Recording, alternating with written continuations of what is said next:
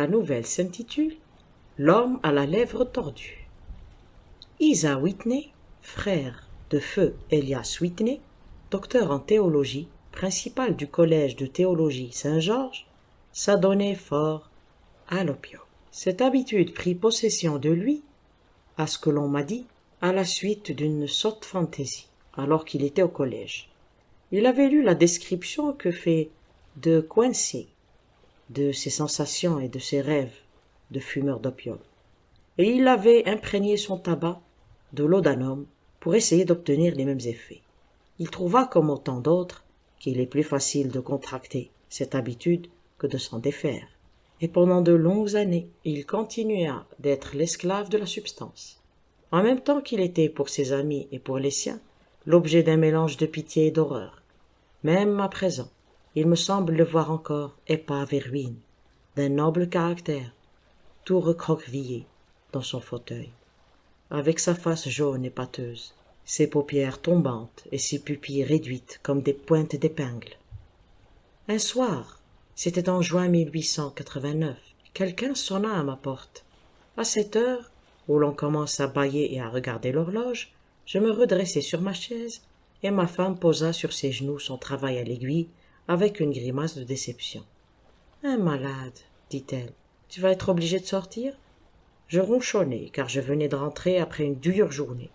Nous entendîmes la porte s'ouvrir, puis quelques mots précipités, et enfin des pas rapides sur le linoléum. Notre porte s'ouvrit brusquement, et une dame vêtue de sombre et avec un voile noir entra dans la pièce. « Vous m'excuserez de venir si tard, commença-t-elle. Et soudain, perdant toute maîtrise d'elle-même, elle courut vers ma femme, lui jeta les bras autour du cou et se mit à sangloter sur son épaule. « Oh, j'ai tant de peine, s'écria-t-elle. J'ai tant besoin qu'on m'aide un peu. En quoi, dit ma femme. Et, relevant le voile, c'était Kate Whitney. Comme vous m'avez fait peur, je n'avais à votre entrée pas idée de qui vous étiez. Je ne savais que faire. Et alors je suis venu tout droit vers vous. C'est toujours comme cela, les gens en peine venaient vers ma femme, comme les oiseaux vers un phare. C'est toujours gentil d'être venu. Maintenant, vous allez prendre un peu de vin et d'eau, vous asseoir confortablement et nous raconter tout ça. À moins que vous n'aimiez mieux que j'envoie James se coucher. Oh non, non, j'ai aussi besoin de l'avis et de l'aide du docteur. C'est à propos d'Isa. Il n'est pas rentré depuis 2 jours. Et j'ai si peur pour lui. Ce n'était pas la première fois qu'elle nous avait parlé des ennuis que lui causait son mari, à moi comme médecin et à ma femme comme à une vieille amie et camarade de classe. Nous la calmâmes et la réconfortâmes avec les meilleures paroles que nous pûmes trouver. Savait-elle où était son mari? Nous est-il possible de le lui ramener? Cela semblait possible, elle avait des renseignements très affirmatifs. Depuis quelque temps, quand la crise le prenait, son mari se rendait dans un bouge, une fumerie d'opium, tout à fait à l'est de la cité. Jusqu'ici, ses débauches s'étaient bornées à une seule journée, et il était toujours rentré le soir, chancelant et épuisé. Mais cette fois, la crise avait duré 48 heures, et sans doute il était là-bas, prostré parmi les lits des docks, en train d'aspirer le poison ou de dormir pour en dissiper les effets. C'était là qu'on le trouverait, elle en était sûre, à la barre d'or, dans Upper Swandam Lane. Mais que faire? Comment une femme jeune et timide, comme elle, pouvait-elle s'introduire dans un tel endroit pour arracher son mari à ce monde de gens sans aveu? Telle était la situation, et naturellement, il n'y avait qu'une issue. Ne pourrais-je pas l'accompagner là-bas? Puis, en y réfléchissant, pourquoi même viendrait-elle? J'étais le médecin consultant d'Isa Whitney, et en cette quantité, j'avais sur lui quelques influences. Je pourrais m'en tirer seul. Je fis la promesse formelle que je le renverrais chez lui en fiacre d'ici 2 heures au plus, s'il était bien à l'adresse qu'elle m'avait donnée. 10 minutes plus tard, ayant quitté mon fauteuil et mon confortable studio, je roulai à toute vitesse en fiacre, vers l'est de la ville, chargé, à ce qu'il me semble, d'une étrange mission, encore que l'avenir seul pût me montrer à quel point elle allait être étrange. Mais il ne se présenta guère de difficultés dans la première étape de mon aventure.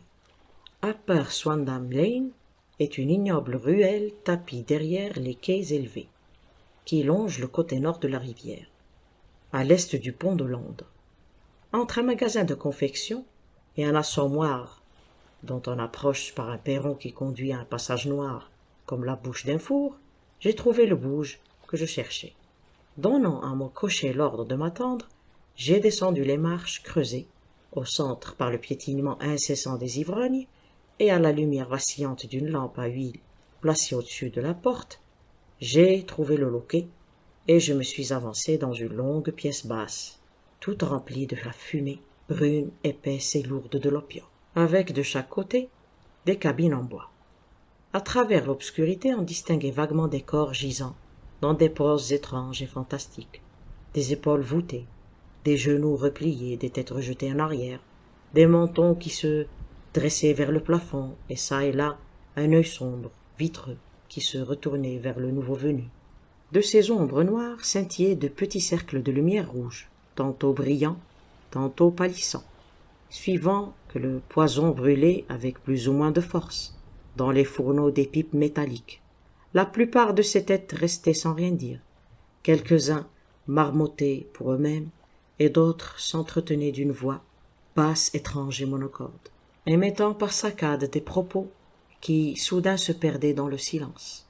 Chacun en fait mâchonnait ses propres pensées, et ne faisant guère attention aux paroles de son voisin. Tout au bout se trouvait un petit brasier de charbon de bois, à côté duquel était assis sur un trépied de bois un vieillard grand et mince, dont la mâchoire reposait sur ses poings et les coudes sur ses genoux. Fixement il regardait le feu. À mon entrée, un domestique malais, au teint jaunâtre, s'était précipité vers moi, avec une pipe et la substance nécessaire, tout en désignant d'un geste une cabine vide. « Merci, dis-je, je ne viens pas pour rester. Il y a ici un de mes amis, M. Isa Whitney, et je désire lui parler. » Je perçus un mouvement, j'entendis une exclamation à ma droite, et en tendant les yeux, dans l'obscurité, je vis Whitney pâle, hagard, qui me regardait fixement. « Mon Dieu, c'est Watson, dit-il. » Il était dans un lamentable état de réaction. Tous ses nerfs tremblaient. « Dites, Watson, quelle heure est-il ? » ?»« Bientôt 11 heures. »« De quel jour ? » ?»« Vendredi 10 juin. »« Dieu du ciel, je croyais que nous étions mercredi. »« Mais nous sommes mercredi. Pourquoi voulez-vous me faire peur comme ça ?» Il laissa tomber son visage sur ses bras et se mit à sangloter d'une façon aiguë. « Je vous dis que c'est aujourd'hui vendredi. Votre femme vous attend depuis 2 jours. Vous devriez avoir honte. »« J'en ai honte aussi, mais vous vous trompez, Watson, car il n'y a que quelques heures que je suis ici. 3 pipes, 4 pipes. Je ne sais plus combien, mais je rentrerai avec vous, Watson. Je ne voudrais pas faire peur à Kate, pauvre petite Kate. Donnez-moi la main. Avez-vous un fiacre ? » ?»« Oui, j'en ai un qui attend. »« Alors je le prendrai. Mais je dois sans doute quelque chose. » »« Demandez ce que je dois, Watson. Je ne suis pas en train du tout. Je ne puis rien faire. » Je m'avançai dans les 3 passages qui couraient entre les 2 rangées de dormeurs, et tout en retenant mon souffle pour me préserver des ignobles vapeurs de la substance. Je cherchais de ci, de là, le tenancier. Comme je passais près de l'homme grand et mince qui était assis près du brasier, je me sentis soudain tiré par le pan de mon habit et une voix murmura tout bas. « Passez votre chemin, puis retournez-vous et regardez-moi. » Les mots frappèrent tout à fait distinctement dans mon oreille. Je baissai les yeux. Ces paroles ne pouvaient venir que de l'individu qui était à côté de moi. Et pourtant il était toujours assis, aussi absorbé que jamais, très mince, très ridé, courbé par la vieillesse, et une pipe à opium se balançait entre ses genoux, comme tombée de ses doigts par pure lassitude. J'avançai de 2 pas et me retournai. Il me fallut toute la maîtrise de moi-même pour ne pas pousser un cri d'étonnement. L'homme avait pivoté de telle sorte que personne d'autre que moi ne pouvait le voir. Ses vêtements s'étaient remplis, ses rides avaient disparu, ses yeux ternes avaient retrouvé leurs éclats, et c'était Sherlock Holmes qui, assis là près du feu, riait doucement de ma surprise. Il me fit signe de m'approcher de lui, et en même temps, tandis qu'il tournait, à demi son visage vers les autres, il redevenait l'être sénile et décrépit de tout à l'heure. « Holmes, murmurai-je, que diable faites-vous dans ce bouge ?»« Aussi bas que possible, répondit-il, j'ai d'excellentes oreilles. Si vous aviez la bonté de vous débarrasser de votre imbécile d'ami, je serais enchanté de causer un peu avec vous. J'ai un fiacre à la porte. Alors je vous en prie, renvoyez-le avec ce fiacre. Vous pouvez l'y mettre en toute sécurité, car il me semble trop flasque pour faire des bêtises. Je vous recommande aussi d'envoyer un mot par le cocher à votre femme pour lui dire que vous avez lié votre sort au mien. Si vous voulez bien m'attendre dehors, je vous rejoindrai dans 5 minutes. Il était difficile de répondre par un refus à n'importe quelle demande de Holmes, car elles étaient toujours très expressément formulées avec un air de profonde autorité. Je sentais d'ailleurs qu'une fois Whitney enfermé dans le fiacre, ma mission était pratiquement remplie. Et quant au reste, je ne pouvais rien souhaiter de mieux que de me retrouver associé avec mon ami pour une de ces singulières aventures, qui était la condition normale de son existence. En quelques minutes, j'avais écrit mon billet, payé les dépenses de Whitney, j'avais conduit celui-ci au fiacre, et je l'avais vu emmener dans l'obscurité. Quelques instants après, un être décrépit sortit de la fumerie d'opium, et je m'en allai dans la rue avec Sherlock Holmes. Dans les 2 premières rues, il marcha le dos voûté en traînant la jambe, d'un pas incertain. Puis après un regard aux alentours, il se redressa et partit soudain d'un cordial éclat de rire. Je suppose, Watson, que vous imaginez qu'outre mes injections de coco, je me suis mis à fumer de l'opium, et que cela s'ajoute à toutes ces autres petites faiblesses à propos desquelles vous m'avez favorisé de vos vues professionnelles. J'ai certes été surpris de vous trouver là, pas plus que moi de vous y trouver. Je venais chercher un ami, et moi chercher un ennemi. Un ennemi? Oui, un de mes ennemis naturels, ou dirais-je mieux, de mes proies naturelles. En bref, Watson, je suis au beau milieu d'une enquête très remarquable, et j'ai espéré trouver une piste dans les divagations incohérentes de ces abrutis, comme je l'ai fait auparavant. Si l'on m'avait reconnu dans ce bouge, ma vie n'aurait pas valu qu'on l'achetât pour 1 heure, car je me suis servi de ce bouge dans le passé pour mes propres fins. Et cette canaille de Lascar, qui en est le tenancier, a juré de se venger de moi. Il existe sur le derrière du bâtiment, près du coin du quai de Saint-Paul, une trappe qui pourrait raconter d'étranges histoires, surtout ce à quoi la livrait passage par des nuits sans lune. Quoi? Vous ne parlez pas de cadavres? Si donc, des corps, Watson. Nous serions riches, Watson, si nous avions autant de milliers de livres qu'on a mis à mort de pauvres diables dans ce bouge. C'est le plus abject piège à assassins sur tout le cours de la rivière, et je crains fort que Neville Sinclair n'y soit entré pour n'en jamais sortir. Mais notre voiture doit être ici. Il mit ses 2 index entre ses dents et siffla d'une façon aiguë, signal auquel, dans le lointain, on répondit par un sifflement pareil, et qui fut suivi d'un bruit de roues et du trot des sabots d'un cheval. « Et maintenant, Watson, dit Holmes, tandis qu'une charrette s'avançait rapidement dans l'obscurité, en projetant par ses lanternes latérales 2 tunnels de lumière jaune. Vous venez avec moi, hein? Si je peux vous être utile. Un ami loyal est toujours utile, et un chroniqueur plus encore. Ma chambre aux cèdres a 2 lits. Les cèdres? Oui, c'est la maison de M. Sinclair. J'y demeure pendant que je mène mon enquête. Où est-ce donc? Près de Lee, dans le Kent. Nous avons une course de 7 milles devant nous. Mais je suis toujours dans l'obscurité. Exact, mais vous allez tout savoir. Sautez là. Ça va, Jean. Nous n'aurons plus besoin de vous. Prenez cette demi-couronne. Venez me chercher demain vers 11 heures. Laissez aller. Au revoir. Il toucha le cheval avec son fouet, et nous partîmes au grand galop, à travers une interminable succession de rues sombres et désertes, qui s'élargirent graduellement. Nous nous trouvâmes bientôt, emmenés comme le vent sur un large pont garni de parapets, la rivière boueuse, coulait paresseusement au-dessus. Plus tard s'étendait un autre désert, de briques et de mortier. Le silence n'en était rompu que par le pas lourd et régulier de l'agent de police ou par les chants et les cris de fêtards attardés. Un nuage déchiqueté flottait lentement dans le ciel et une étoile ou 2 scintillait çà et là, entre les déchirures des nuages. Holmes conduisait en silence, la tête inclinée sous sa poitrine, de l'air d'un homme perdu dans ses pensées. Cependant, assis auprès de lui, j'étais curieux de savoir ce que pouvait bien être cette nouvelle enquête qui semblait si fort lui occuper l'esprit. Nous avions couvert plusieurs milles et nous allions parvenir aux abords de la ceinture de villas de la banlieue, quand il se secoua, haussa les épaules et alluma sa pipe avec toute l'apparence d'un homme qui s'est rendu compte qu'il a agi pour le mieux. « Vous avez une grande faculté de silence, Watson, dit-il. Cela fait de vous un compagnon inappréciable. À parole, c'est une grande chose d'avoir quelqu'un à qui ne pas parler, car mes pensées ne sont pas toujours des plus plaisantes.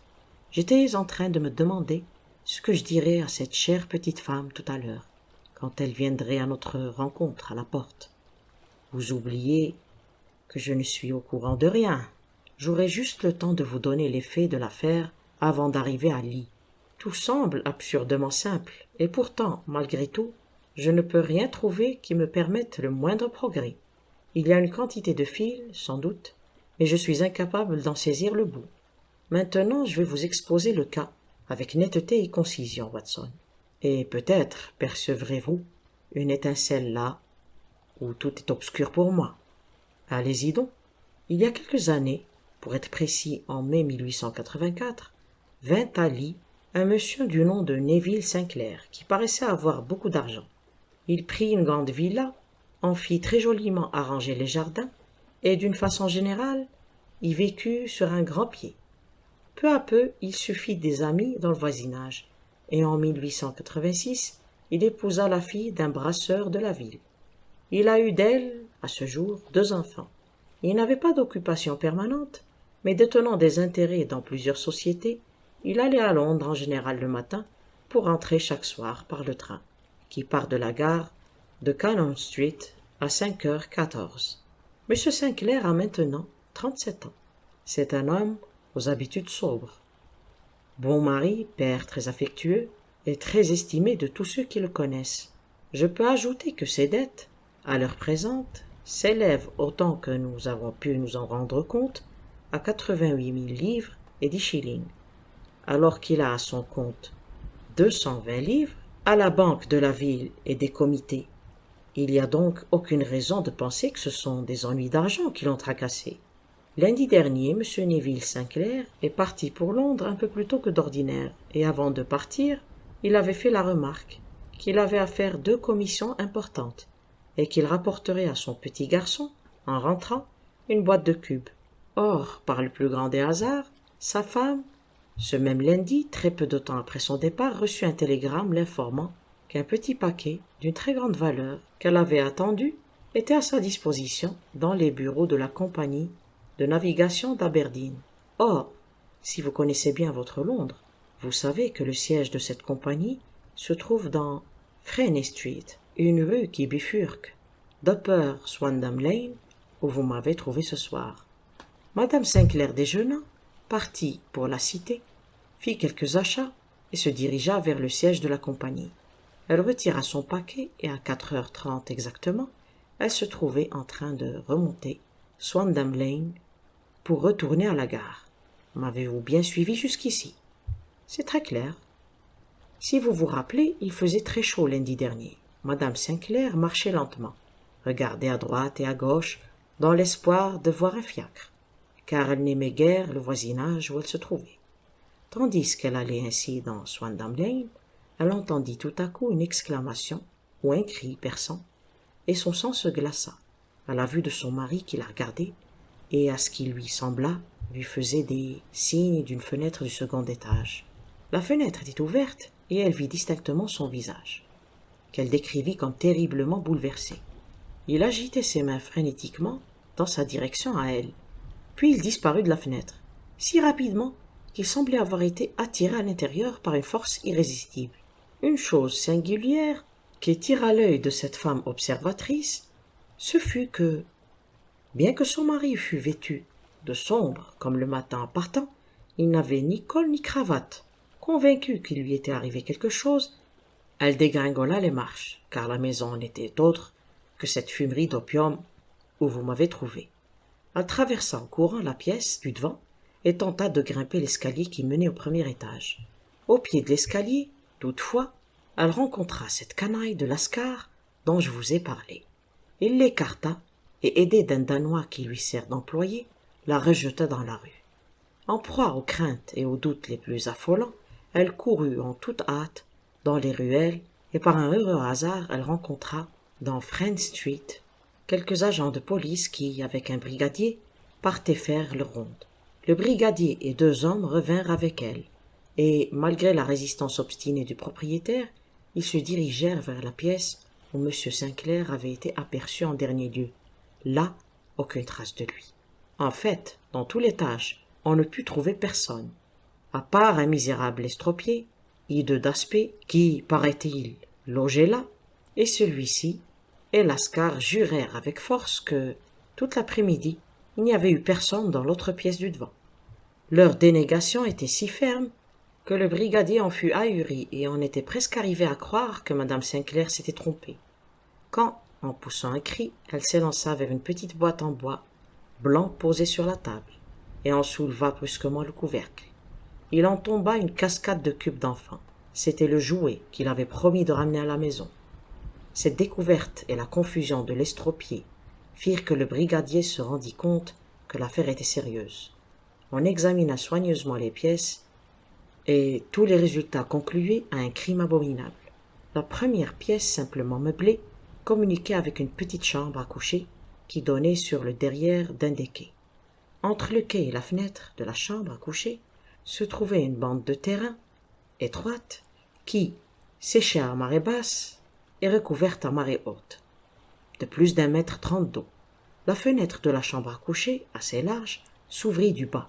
En l'examinant, on découvrit des traces de sang sur le seuil de la fenêtre, et on voyait des gouttes de sang çà et là, sur le plancher de la chambre à coucher. Jeté derrière un rideau de la première pièce, on trouva tous les vêtements de M. Neville Sinclair, exception faite de son costume, ses chaussettes, son chapeau, ses chaussures, sa montre. Tout était là. D'ailleurs, aucune trace de violence sur tous ses vêtements, et nulle autre trace de M. Neville Sinclair. Selon toute apparence, il a dû sortir par la fenêtre, car on n'avait pu découvrir d'autre sortie, et les taches de sang sur le seuil font mal augurer d'une éventuelle fuite à la nage, car la marée était à son plus haut au moment de la tragédie. Et maintenant que je vous parle des canailles qui semblaient directement impliqués dans l'affaire. On connaissait Lascar par ses antécédents lamentables, mais comme on savait, par le récit de madame Sinclair, qu'il se trouvait au pied de l'escalier après l'apparition de son mari à la fenêtre, il était difficile de le considérer comme autre chose que complice du crime. Sa défense fut qu'il ignorait absolument tout, et il déclara énergiquement tout ignorer des faits et gestes de Hugh Boone, son locataire, et ne pouvoir en aucune façon expliquer la présence des vêtements du disparu. Suffit pour Lascar le tenancier. Parlons maintenant du sinistre estropié qui occupe le second étage de la fumerie, et qui fut certainement le dernier à voir Neville Sinclair. Son nom est Hugh Boone, et sa face hideuse est familière à tous ceux qui fréquentent la cité. C'est un mendiant professionnel, bien que pour éluder les ordonnances de la police, il prétende exercer un petit commerce d'allumettes bougies, à quelque distance, en descendant Threadneedle Street. Du côté gauche, le mur fait un petit angle, comme vous avez pu le remarquer. C'est là que cet individu vient s'asseoir tous les jours, les jambes croisées, sa toute petite provision d'allumettes sur ses genoux. Comme c'est un spectacle pitoyable, une petite pluie d'aumônes tombe sur la casquette de cuir graisseuse qu'il pose sur le trottoir à côté de lui. J'ai plus d'une fois observé le bonhomme, sans penser jamais que j'aurais à faire sa connaissance par nécessité professionnelle, et j'ai toujours été surpris de la moisson qu'il récoltait en peu de temps. Son aspect, voyez-vous, est si remarquable que personne ne peut passer près de lui sans y prêter attention.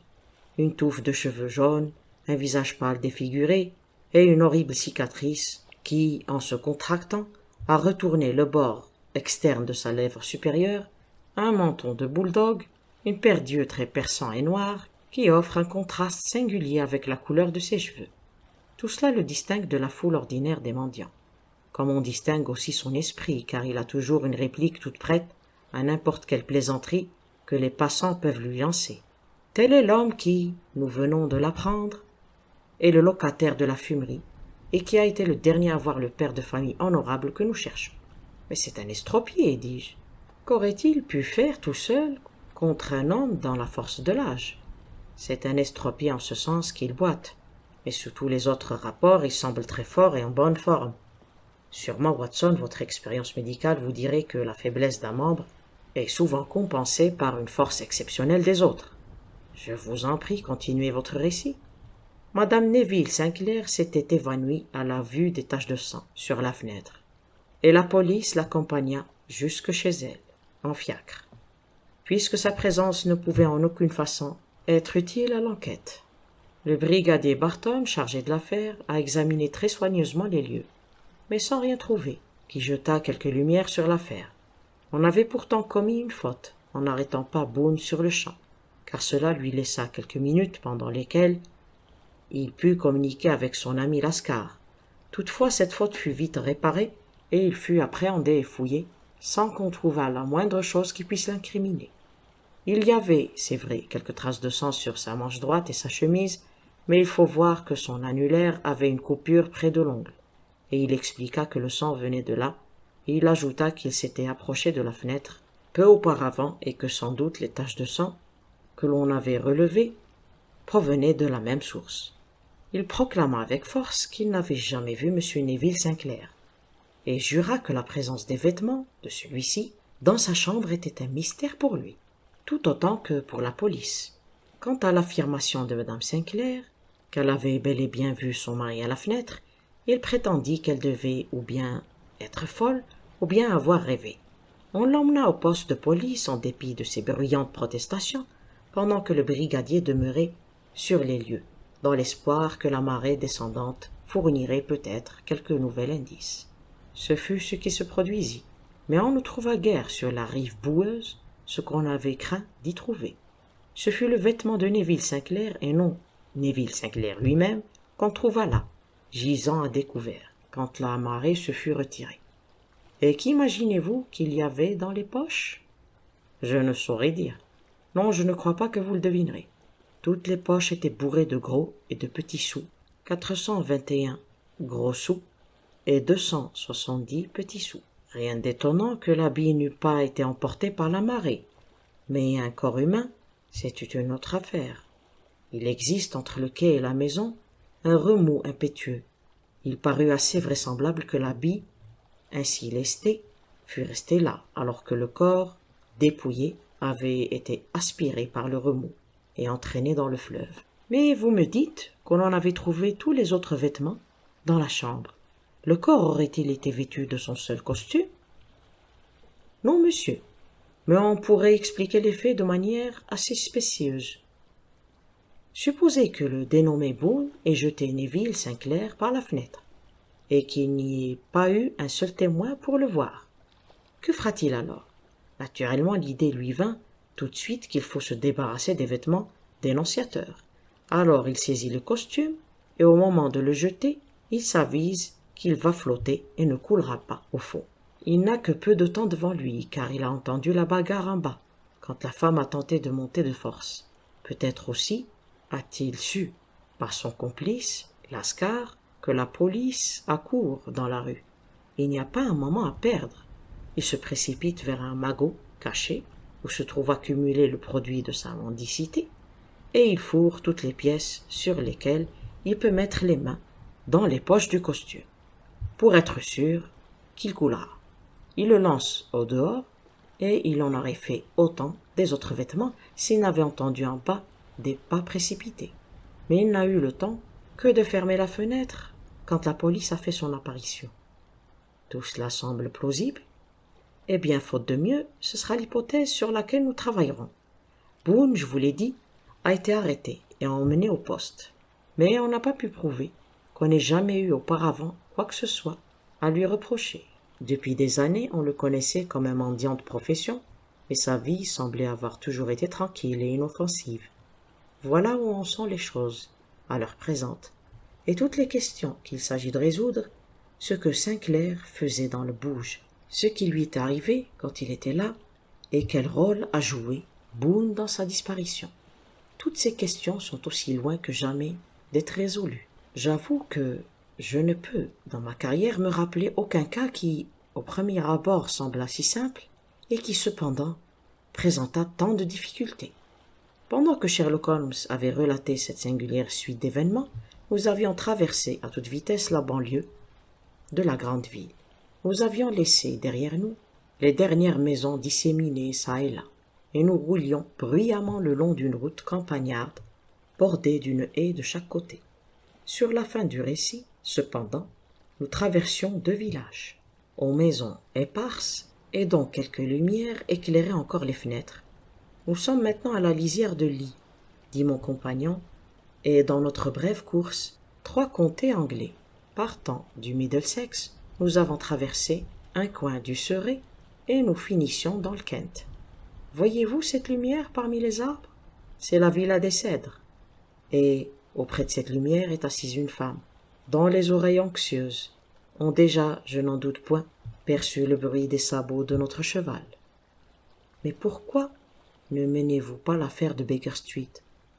Parce qu'il y a de nombreuses recherches qu'il faut faire ici. Madame Sinclair a eu l'amabilité de mettre 2 pièces à ma disposition, et vous pouvez être assuré qu'elle ne saurait faire qu'un accueil cordial à mon ami et collègue. Cela me coûte fort de la rencontrer, Watson, alors que je n'apporte encore aucune nouvelle de son mari. Nous y voici. Oh là là, oh là! Nous nous étions arrêtés en face d'une grande villa, située au centre de la propriété. Un petit valet d'écurie accourut à la tête du cheval, et ayant sauté de la voiture, je remontai derrière Holmes la petite allée de gravier qui serpentait jusqu'à la maison. Comme nous approchions, la porte s'ouvrit brusquement, et une petite femme blonde parut dans l'entrée. Elle était vêtue d'une sorte de mousseline de soie légère, avec un soupçon de peluche rose au cou et aux poignets. Sa silhouette se détachait contre le flot de la lumière, une main sur la porte, l'autre à la moitié levée, dans son empressement. Le buste légèrement incliné, la tête et le visage tendus vers nous, les yeux anxieux, les lèvres entr'ouvertes. Tout son être semblait nous interroger. « Eh bien, s'écria-t-elle, eh bien. » Puis, en voyant que nous étions 2, elle poussa un cri d'espérance, mais celui-ci se changea en un gémissement, quand elle vit mon compagnon hocher la tête et hausser les épaules. « Pas de bonne nouvelle? »« Aucune. »« Pas de mauvaise non plus? »« Non. Dieu merci pour cela. Mais entrez, vous devez être fatigué, car la journée a été longue pour vous. Monsieur est mon ami, le docteur Watson. Il m'a été d'une aide vitale dans plusieurs affaires et un heureux hasard m'a permis de l'amener avec moi et de l'associer à cette enquête. Je suis enchantée de vous voir, dit-elle, en me serrant chaleureusement la main. Vous pardonnerez, j'en suis sûre, tout ce qui peut être défectueux dans notre organisation, quand vous réfléchirez au coup qui nous a frappés si brusquement. Chère madame, dis-je, je suis un vieux soldat, et même s'il n'en était pas ainsi, je peux très bien voir que vous n'avez pas besoin de vous excuser. Si je puis vous être utile, soit à vous, soit à mon ami, j'en serai en vérité très heureux. Maintenant, monsieur Sherlock Holmes, dit la dame pendant que nous entrions dans une salle à manger bien éclairée, sur la table de laquelle on avait préparé un souper froid, j'aimerais beaucoup vous poser 1 ou 2 questions très importantes et précises, auxquelles je vous prierai de faire une réponse également très précise. Certainement, madame. Ne vous occupez pas de ce que je ressens. Je ne suis pas hystérique et je ne m'évanouis point. Je désire simplement vous entendre exprimer votre opinion, mais votre opinion sincère. Sur quoi, madame? Tout au fond de votre cœur, croyez-vous que Neville soit vivant? La question parut embarrasser Sherlock Holmes. Franchement donc, debout sur le tapis du foyer, elle répéta les 2 mots, en regardant fixement Sherlock, renversé en arrière dans une bergère. Franchement donc, madame, je ne le crois pas. Vous pensez qu'il est mort? Je le pense. Assassiné? Je ne dis pas cela, mais peut-être. Et en quel jour est-il mort? Lundi. Alors peut-être, monsieur Holmes, aurez-vous la bonté de m'expliquer comment il se fait que j'ai aujourd'hui reçu cette lettre de lui? Sherlock Holmes bondit de son fauteuil comme s'il avait été galvanisé. « Quoi ?» rugit-il. « Oui, aujourd'hui. » Elle était debout et souriante, tenant en l'air un petit carré de papier.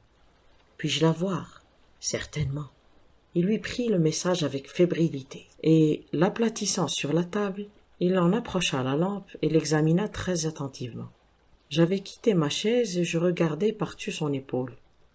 L'enveloppe était très grossière, elle portait le cachet de la poste de Gravesend, avec la date même, du jour ou plutôt de la veille, car il était déjà bien plus de minuit. Écriture bien lourde, murmura Holmes. Sûrement, ce n'est pas l'écriture de votre mari, madame. Non, mais le contenu est de son écriture. Je vois aussi que celui, quel qu'il soit, qui a écrit l'enveloppe a dû aller s'informer de l'adresse. Comment pouvez-vous dire cela? Le nom, vous le voyez, est écrit d'une encre parfaitement noire, qui a séché toute seule. Le reste est d'une couleur grisâtre, qui indique que l'on a employé un papier buvard. Si l'enveloppe avait été écrite tout d'un coup, puis passée au buvard, il n'y aurait point des mots d'un ton plus foncé. Cet homme a écrit le nom, et puis il y a eu un arrêt, une pause, avant d'écrire l'adresse, ce qui peut seulement signifier que l'adresse ne lui était pas familière. C'est une chose insignifiante, bien sûr, mais rien n'est plus important que les choses insignifiantes. Voyons la lettre, maintenant. Ah, on a joint quelque chose à la lettre. Oui, il y avait un anneau, son cachet. Et vous êtes sûr que c'est l'écriture de votre mari? Oui, une de ses écritures. Une? Son écriture, quand il est pressé, elle diffère beaucoup de son écriture ordinaire. Pourtant, je la reconnais bien. Holmes lut. Chérie, n'aie pas peur. Tout ira bien. Il y a une grosse erreur. Il faudra peut-être un certain temps pour la rectifier. Attends avec patience. Neville. Écrite avec un crayon sur la feuille de garde d'un livre in octavo, sans filigrane, a été mise à la poste aujourd'hui, à Gravesend, par quelqu'un qui avait le pouce sale. Ah, et la gomme de la fermeture a été léchée, ou je me trompe beaucoup, par une personne qui avait chiqué. Et vous n'avez, madame, aucun doute que ce soit bien l'écriture de votre mari? Pas le moindre doute. C'est Neville qui a écrit ces mots-là. Et ils ont été mis à la poste de Gravesend aujourd'hui. Eh bien, madame Sinclair, les nuages s'éclaircissent, bien que je ne me risquerai pas à dire que le danger soit passé. Mais il doit être vivant, monsieur Holmes. À moins que ce soit là un faux très habile, pour nous lancer dans une fausse piste. La bague, après tout, ne prouve rien. On peut la lui avoir prise. Non, non, c'est bien absolument bien son écriture. D'accord. Pourtant, ce billet a pu être écrit lundi et mis à la poste aujourd'hui seulement. C'est possible. S'il en est ainsi, bien des choses ont pu survenir depuis. Oh, il ne faut pas me décourager, monsieur Holmes. Je sais qu'il ne court aucun danger. Il y a entre nous tant d'affinités que s'il lui arrivait malheur, je le saurais. Je le sentirais. Le jour même où je l'ai vu pour la dernière fois, il s'est coupé. Il était dans la chambre à coucher, et moi, de la salle à manger où j'étais, je me suis sur-le-champ précipité au premier étage, car j'étais certaine que quelque chose venait de lui arriver. Croyez-vous que j'aurais été sensible à une telle bagatelle, et que malgré cela, j'ignorerais sa mort? J'ai vu trop de choses pour ne pas savoir que les impressions d'une femme peuvent avoir plus de poids que les conclusions analytiques d'un logicien. Et vous avez certainement, dans cette lettre, une preuve importante pour corroborer votre façon de voir.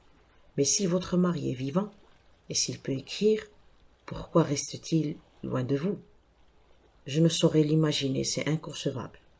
Et lundi avant de vous quitter, n'a-t-il fait aucune remarque? Non. Et vous avez été surprise de le voir dans Swandam Lane? Très surprise. La fenêtre était-elle ouverte? Oui. Alors, il aurait pu vous appeler, c'est vrai. Et d'après ce que je sais, il a seulement poussé un cri inarticulé. Oui. C'était, pensiez-vous, un appel au secours? Oui, il a agité les mains. Mais ce pouvait être un cri de surprise, l'étonnement, en vous voyant de façon inattendue, a pu lui faire jeter les bras en l'air. C'est possible. Et vous avez pensé qu'on le tirait en arrière. Il a disparu si brusquement. Il a pu faire un bond en arrière. Et vous n'avez vu personne d'autre dans la pièce? Non, mais cet homme horrible a avoué qu'il y était. Et Lascar était au pied de l'escalier. Exactement. Votre mari, autant que vous avez pu voir, portait ses vêtements ordinaires, à l'exception de son col ou de sa cravate. J'ai vu nettement sa gorge nue. Avait-il jamais parlé de Swandam Lane? Jamais. Vous avait-il jamais laissé percevoir, à certains signes, qu'il avait fumé de l'opium? Jamais. Merci, Madame Sinclair. Ce sont là les points principaux sur lesquels je désirais être absolument renseigné. Nous allons maintenant souper légèrement et nous nous retirerons, car nous aurons peut-être demain une journée très occupée. On avait mis à notre disposition une grande et confortable chambre à 2 lits, et je fus rapidement entre mes draps, car je me sentais fatigué après cette nuit d'aventure. Sherlock Holmes, cependant, était un homme qui, quand il avait en tête un problème à résoudre, passait des jours et même des semaines sans repos, à tourner et retourner son problème, à réarranger les faits, à les considérer sous tous les points de vue, jusqu'à ce qu'il en eût complètement pris la mesure, ou qu'il se fût convaincu que ces données étaient insuffisantes. Pour moi, il fut bientôt évident qu'il se préparait en vue d'une veillée qui durerait toute la nuit. Il enleva son habit et son gilet, endossa une ample robe de chambre bleue, puis erra dans la pièce pour rassembler les oreillers du lit, et les coussins du canapé, et ceux des fauteuils. Il en construisit une sorte de divan oriental sur lequel il se percha, les jambes croisées, avec devant lui un paquet de tabac ordinaire et une boîte d'allumettes. Dans la vague lumière de la lampe, je le voyais là, assis, avec une vieille pipe de bruyère, entre les dents, les yeux perdus, attachés à un coin du plafond, la fumée bleue montant au-dessus de lui, et la lumière mettant en relief ses traits aquilins. Tel il était silencieux et immobile quand je m'endormis. Tel je le retrouvai quand un cri subit m'éveilla.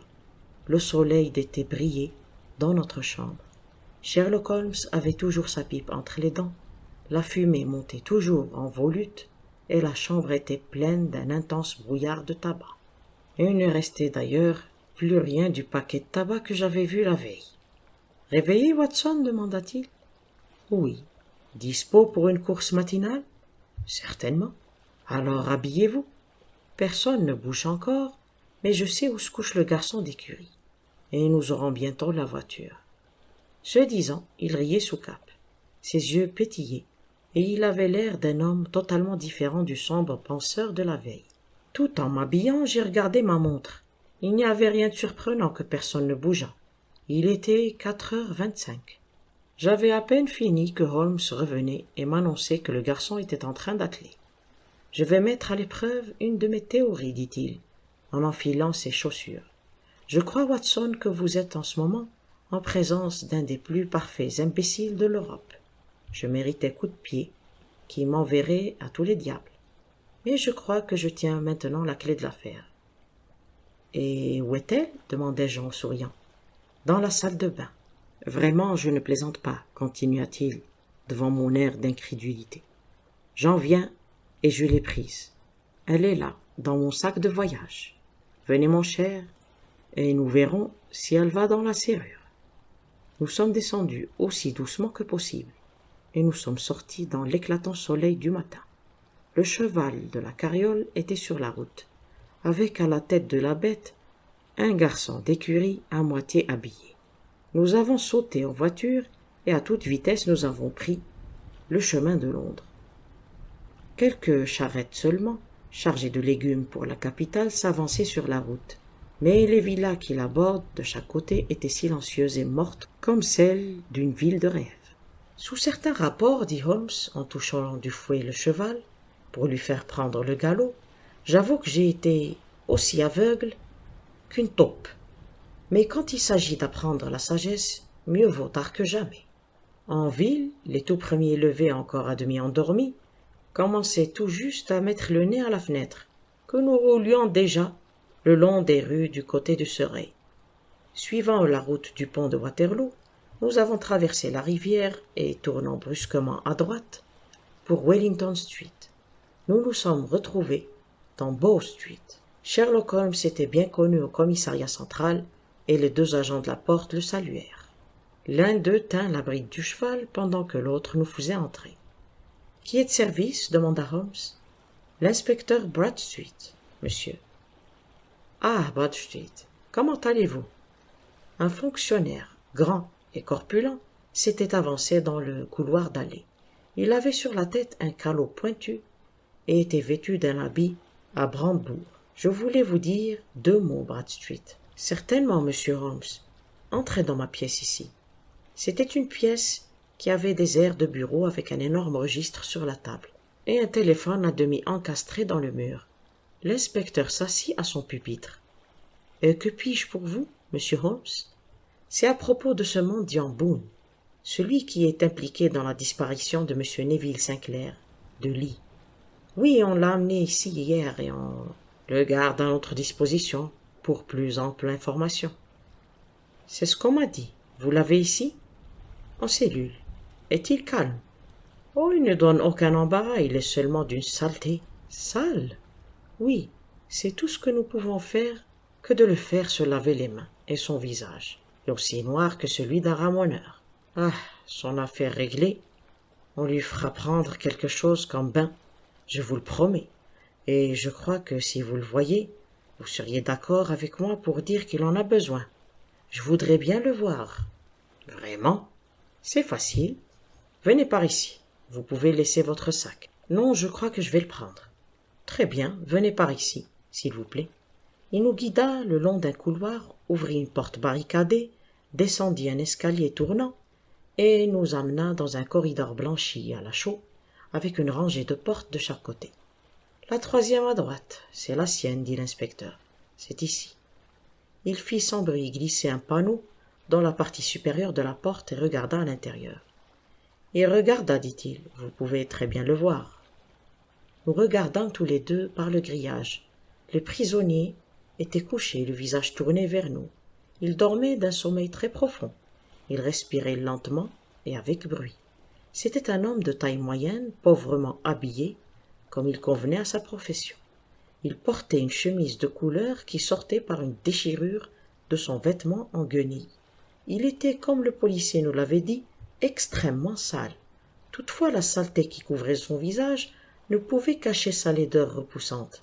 Une large couture, résultant d'une vieille cicatrice, couvrait de l'œil au menton et, par sa contraction, avait retourné une partie de la lèvre supérieure, de telle sorte que 3 dents qui restaient perpétuellement visibles lui donnaient un air hargneux. Une tignasse de cheveux d'un rouge vif descendait sur ses yeux et sur son front. « C'est une beauté, hein ?» fit l'inspecteur. « Et il a certainement besoin qu'on le lave, observa Holmes. Je m'en doutais, et j'ai pris la liberté d'en apporter avec moi les moyens. » Tout en parlant, il ouvrit son sac de voyage et en sortit, à mon grand étonnement, une très grosse éponge de bain. « Aïe, aïe, vous êtes un rigolo, » dit l'inspecteur, en riant à demi. « Maintenant, si vous voulez bien avoir la grande amabilité d'ouvrir cette porte tout doucement, nous lui ferons bientôt prendre une figure beaucoup plus respectable. »« Pourquoi pas, je n'y vois pas d'objection. Il ne fait pas honneur aux cellules de Bow Street, hein ?» Il glissa sa clé dans la serrure, et sans bruit, nous pénétrâmes dans la cellule.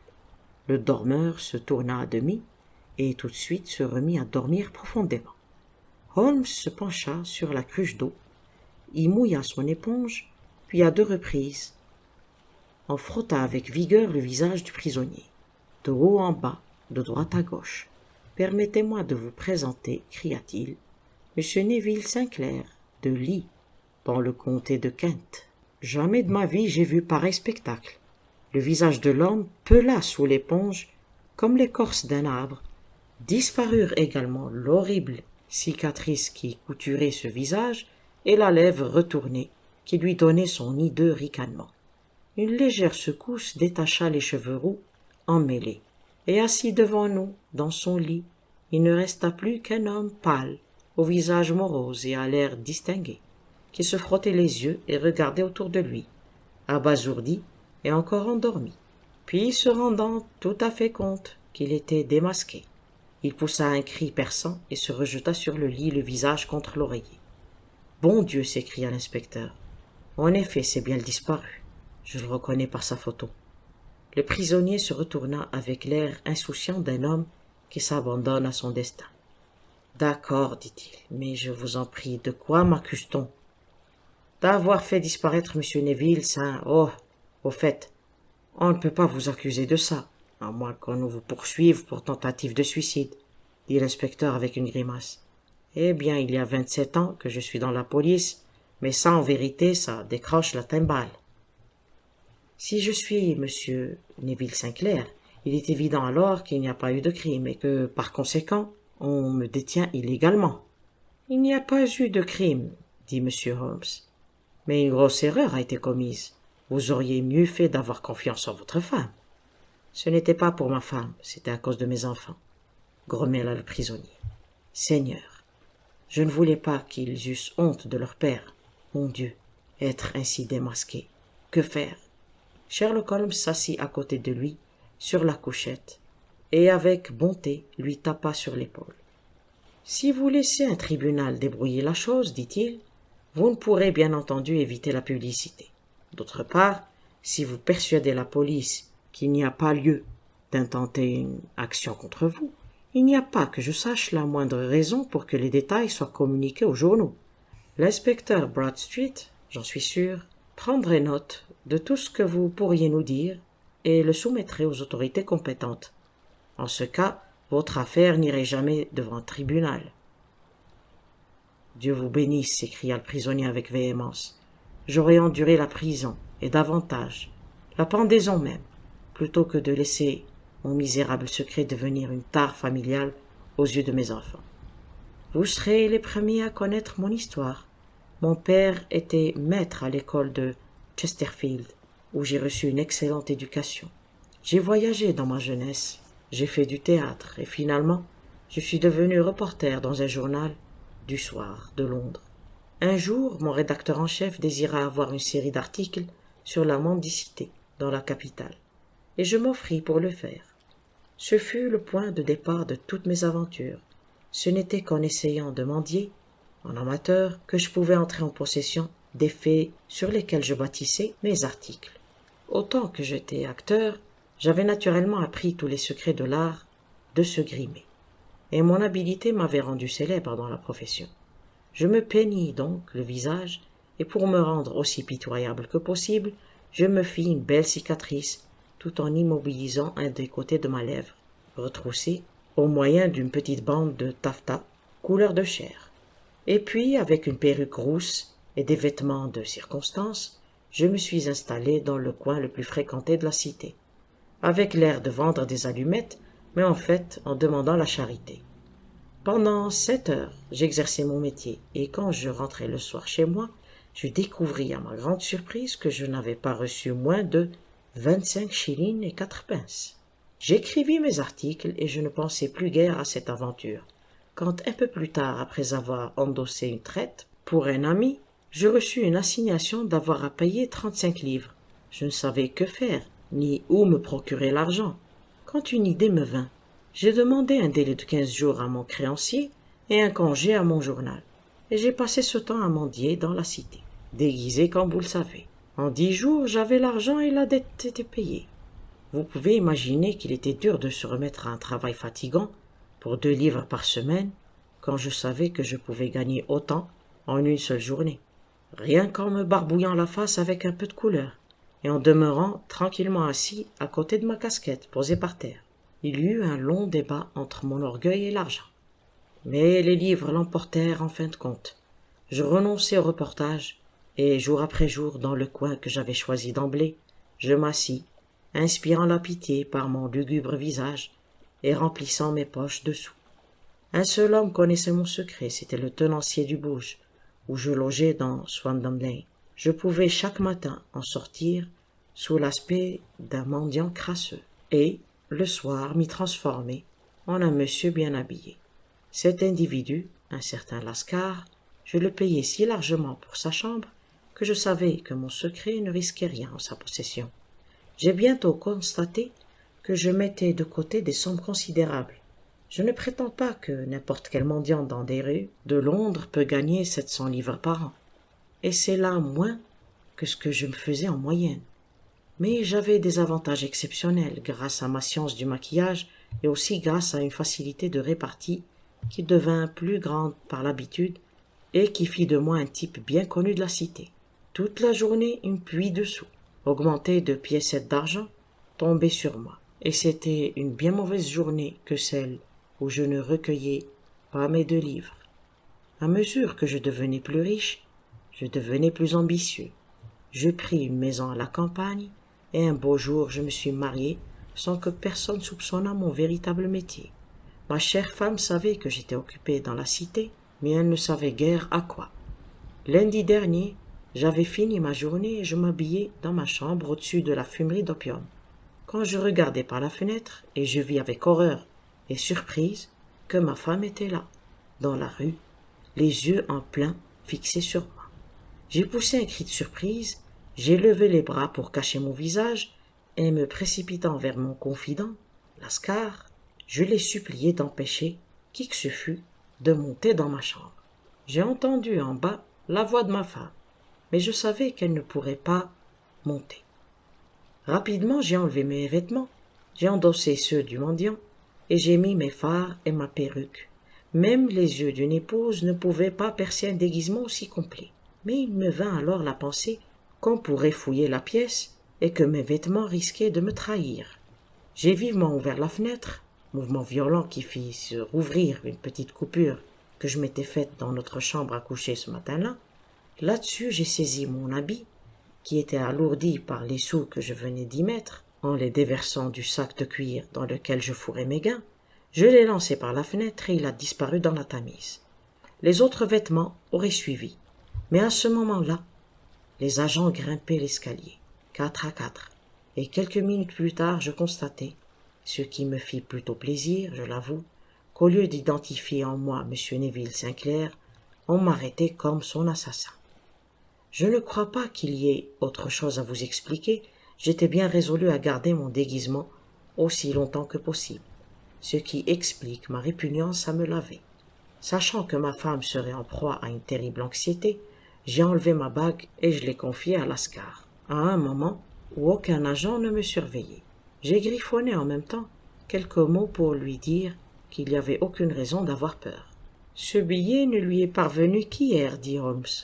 Grand Dieu, quelle semaine elle a dû passer !»« La police surveillait Lascar, dit l'inspecteur Bradstreet, et je comprends sans peine qu'il ait trouvé quelques difficultés à expédier cette lettre, sans qu'on le voie.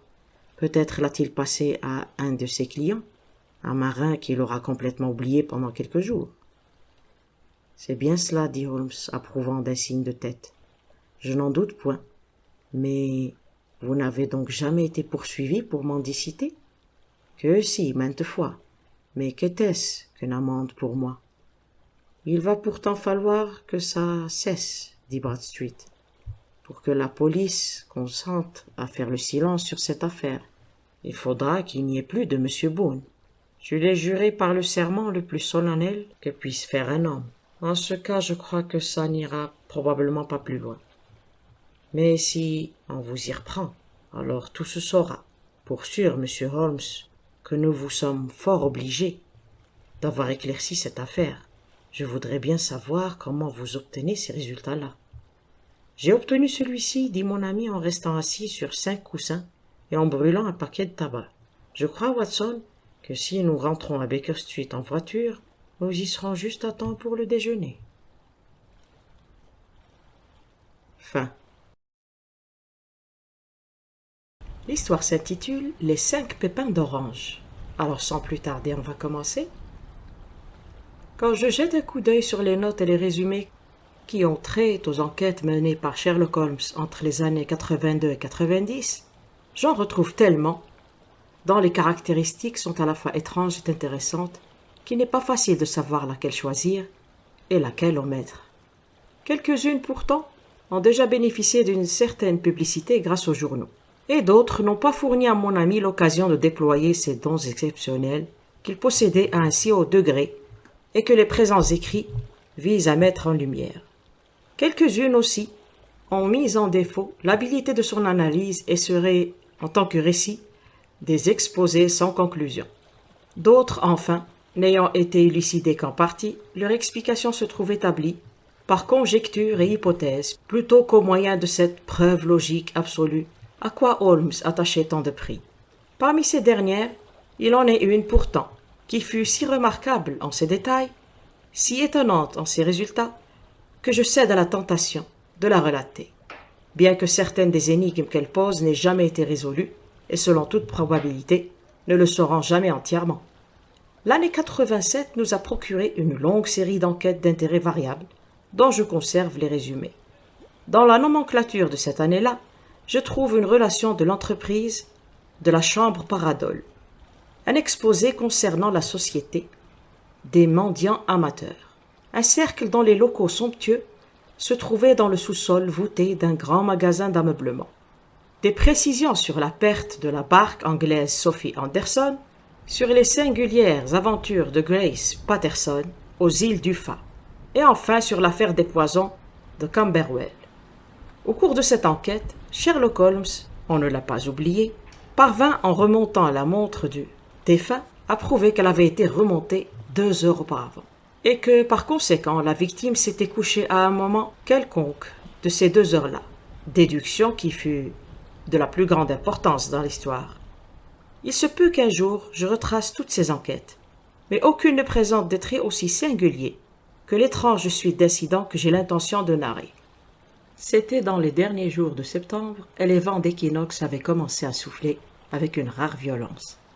Toute la journée, la bourrasque avait soufflé, et la pluie avait battu les vitres, de telle sorte que, même en plein cœur de cette immense Londres, œuvre des hommes, nous étions temporairement contraints de détourner nos esprits de la routine de la vie pour les hausser jusqu'à admettre l'existence de ces grandes forces élémentaires qui, telles des fauves indomptés, dans une cage, rugissaient contre l'humanité à travers les barreaux de la civilisation. À mesure que la soirée s'avançait, la tempête se déchaînait de plus en plus. Le vent pleurait en sanglotant dans la cheminée comme un enfant. Sherlock Holmes, pas très en train, était assis d'un côté de l'âtre, à feuilleter son répertoire criminel, tandis que, de l'autre côté, j'étais plongé dans un des beaux récits maritimes de Clark Russell, de telle sorte que les hurlements de la tempête au dehors semblaient faire corps avec mon texte, et que la pluie cinglante paraissait se plonger et se fondre dans le glapissement des vagues de la mer. Ma femme était en visite chez sa tante, et pour quelques jours, j'étais revenu habiter à Baker Street. « Eh, mais, dis-je en regardant mon compagnon, il n'y a pas de doute, c'est la sonnette. Qui donc pourrait venir ce soir? Un de vos amis, peut-être? » « En dehors de vous, je n'en ai point, répondit-il. Je n'encourage pas les visiteurs. Un client, alors? Si c'est un client, l'affaire est sérieuse. Sans cela, on ne sortirait pas par un temps pareil. Et à une telle heure. Mais c'est vraisemblablement une des commères de notre logeuse, j'imagine. Sherlock Holmes se trompait cependant, car nous entendîmes des pas dans le corridor, et on frappa à notre porte. Sherlock étendit son long bras pour détourner de lui-même le faisceau lumineux de la lampe et de le diriger sur la chaise libre où le nouveau venu s'assiérait. « Entrez, dit-il. » L'homme qui entra était jeune, 22 ans peut-être, très soigné et mis avec élégance. Ses manières détonnaient une certaine recherche et une certaine délicatesse. Tout comme le parapluie ruisselant qu'il tenait à la main, son imperméable luisant disait par quel temps abominable il était venu. Dans la lumière éblouissante de la lampe, il regardait anxieusement autour de lui, et je pus voir que son visage était pâle et ses yeux lourds, comme ceux d'un homme qu'étreint une immense anxiété. « Je vous dois des excuses, dit-il, tout en levant son lorgnon d'or vers ses yeux. J'espère que ça ne vous dérange pas, mais j'ai bien peur d'avoir apporté dans cette pièce confortable quelques traces de tempête et de pluie. Donnez-moi votre manteau et votre parapluie, dit Holmes. Ils seront fort bien là, sur le crochet, et vous les retrouverez secs tout à l'heure. Vous venez du sud-ouest de Londres, à ce que je vois. Oui, de Horsham. Ce mélange d'argile et de chaux que j'aperçois sur le bout de vos chaussures est tout à fait caractéristique. Je suis venu chercher un conseil. C'est chose facile à obtenir. Et de l'aide. Ce n'est pas toujours aussi facile. J'ai entendu parler de vous, monsieur Holmes. J'en ai entendu parler par le commandant Prendergast, que vous avez sauvé dans le scandale du Tankerville Club. Ah, c'est vrai. On l'avait à tort accusé de tricher aux cartes. Il dit que vous êtes capable de résoudre n'importe quel problème. C'est trop dire. Vous n'êtes jamais battu. J'ai été battu 4 fois, 3 fois par des hommes et 1 fois par une femme. Mais qu'est-ce que cela comparé au nombre de vos succès? C'est vrai que d'une façon générale, j'ai réussi. Vous pouvez donc réussir pour moi. Je vous en prie, approchez votre chaise du feu et veuillez me donner quelques détails au sujet de votre affaire. Ce n'est pas une affaire ordinaire. Aucune de celles qu'on m'amène ici ne l'est. Je suis la suprême cour d'appel. Et pourtant, je me demande, monsieur, si dans votre carrière, vous avez jamais eu l'occasion d'entendre le récit d'une suite d'événements aussi mystérieux et inexplicables que ceux qui se sont produits dans ma famille.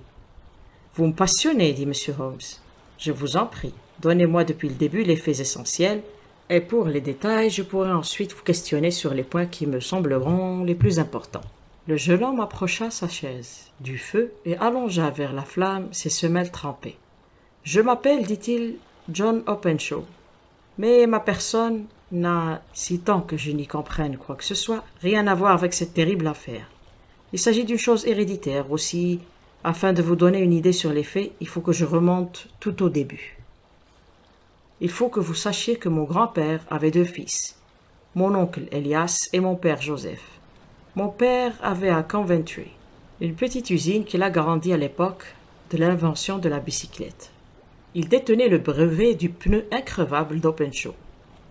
Et son affaire prospéra si bien qu'il put la vendre et se retirer avec une belle aisance.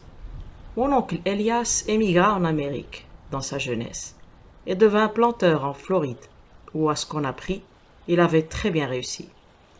Au moment de la guerre de sécession, il combattit dans l'armée de Jackson, puis plus tard sous les ordres de Hood, et conquit ses galons de colonel. Quand Lee eut déposé les armes, mon oncle retourna à sa plantation, où il resta 3 ou 4 mois encore, vers 1869 ou 1870. Il revint en Europe et prit un petit domaine dans le Sussex, près de Horsham. Il avait fait fortune aux États-Unis, mais il quitta le pays en raison de son aversion pour les gens de couleur et par dégoût de la politique républicaine qui leur accordait la liberté. C'était un homme singulier et farouche qui s'emportait facilement. Quand il était en colère, il avait l'injure facile et devenait grossier. Avec cela, il aimait la solitude. Pendant toutes les années où il a vécu à Horsham, je ne crois pas qu'il ait jamais mis les pieds en ville. Il avait un jardin, 2 ou 3 champs autour de sa maison, et c'est là qu'il prenait de l'exercice. Très souvent pourtant, et pendant des semaines de suite, il ne sortait pas de sa chambre. Il buvait pas mal d'eau-de-vie, il fumait énormément, et n'ayant pas besoin d'amis, pas même de son frère, il ne voulait voir personne. Il faisait une exception pour moi. En fait, il me prit en affection, car lorsqu'il me vit pour la première fois, j'étais un gamin d'une 12aine d'années. Cela devait se passer en 1878, alors qu'il était en Angleterre depuis 8 ou 9 ans. Il demanda à mon père de me laisser venir habiter chez lui, et à sa manière, il fut très bon avec moi. Quand il n'avait pas bu, il aimait jouer avec moi au tric-trac et aux dames, et il me confiait le soin de le représenter auprès des domestiques et des commerçants, de telle sorte qu'aux environs de ma 16e année, j'étais tout à fait le maître de la maison. J'avais toutes les clés, et je pouvais aller où je voulais et faire ce qu'il me plaisait, à condition de ne pas le déranger dans sa retraite. Il y avait pourtant une singulière exception, qui portait sur une seule chambre. Une chambre de débarras, en haut dans la mansarde, qu'il gardait constamment fermée à clé, où il ne tolérait pas qu'on entrât, ni moi ni personne. Curieux comme tout enfant, j'ai un jour regardé par le trou de serrure, mais je n'ai rien pu voir d'autre que le ramassis de vieilles malles et de ballots qu'on peut s'attendre à trouver dans une pièce de ce genre. Un matin au petit déjeuner, c'était en mars 1883, une lettre affranchie d'un timbre étranger se trouva dans l'assiette du colonel. Avec lui, ce n'était pas chose courante de recevoir des lettres, car il payait comptant toutes ses factures et n'avait aucun ami. « Des Indes, dit-il, en la prenant. Le cachet de Pondichéry, qu'est-ce que ça peut bien être ?» Il l'ouvrit aussitôt et il en tomba 5 petits pépins d'orange desséchés, qui sonnèrent sur son assiette. J'allais en rire, mais le rire se figea sur mes lèvres en voyant son visage.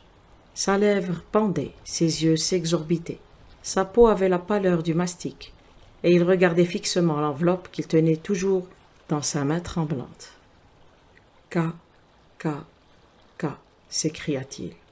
Puis, « Seigneur, mes péchés sont retombés sur moi. »« Qu'est-ce donc, mon oncle ?» m'écriai-je. « La mort, dit-il, en se levant de table. Il se retira dans sa chambre. Je restais tout seul, tout frémissant d'horreur. Je ramassai l'enveloppe et je vis griffonner à l'encre rouge, sur le dedans du rabat, juste au-dessus de la gomme, la lettre K, 3 fois répétée. À part les 5 pépins desséchés, il n'y avait rien d'autre à l'intérieur. Quel motif pouvait avoir la terreur qui s'était emparée de mon oncle? Je quittai la table et en montant les escaliers, je le rencontrai qui descendait. Il tenait d'une main une vieille clé rouillée, qui devait être celle de la mansarde, et de l'autre une petite boîte en cuivre, qui ressemblait un peu à un coffret à argent. « Qu'ils fassent ce qu'ils veulent, je les tiendrai bien encore en échec, » dit-il avec un juron. « Dis à Marie qu'aujourd'hui je veux du feu dans ma chambre, et envoie chercher Fordham, le notaire de Horsham. » Je fis ce qu'il me commandait, et quand le notaire fut arrivé, on me fit dire de monter dans la chambre de mon oncle. Un feu ardent brûlait, la grille était pleine d'une masse de cendres noires et duveteuses, comme si l'on avait brûlé du papier. La boîte en cuivre était à côté, ouverte et vide. En y jetant un coup d'œil, j'eus un haut-le-corps, car j'aperçus, inscrit en caractères d'imprimerie sur le couvercle, le triple K que j'avais vu le matin sur l'enveloppe. « Je veux, John, dit mon oncle, que tu sois témoin de mon testament. Je laisse ma propriété avec ses avantages et ses désavantages à mon frère, ton père, après qui, sans doute, elle te reviendra. Si tu peux en jouir en paix, tant mieux. Si tu trouves que c'est impossible, suis mon conseil, mon garçon, et abandonne-la à ton plus terrible ennemi. Je suis désolé de te léguer ainsi une arme à 2 tranchants, mais je ne saurais dire quelle tournure prendront les choses. Aie la bonté de signer ce papier-là, à l'endroit où un Fordham te l'indique. » Je signai le papier comme on m'y invitait, et le notaire l'emporta. Ce singulier incident fit sur moi, comme vous pouvez l'imaginer, l'impression la plus profonde, et j'y songeai longuement.